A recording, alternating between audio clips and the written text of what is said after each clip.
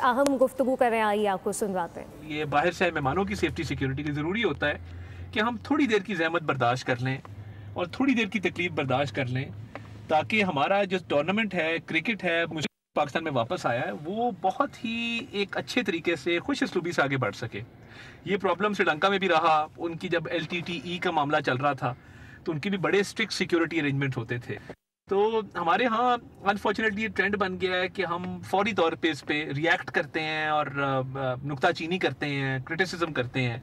अक्सर होता है हम 15-15, 20-20 मिनट हम रूट में फंसे रहते हैं, मगर बात यह है कि इसको एक अच्छी सेंस में लेना चाहिए कि हमारे मुल्क में क्रिकेट हो रही है, हमारी प्लेयर्स जो बाहर से आए हैं उनकी सेफ्टी सिक्योरिटी के लिए मेजर्स लिए जा रहे हैं। टाइम आएगा इंशाल्लाह कि ये भी जहमत नहीं करनी पड़ेगी और चीज़ें बेहतर हो जाएंगी।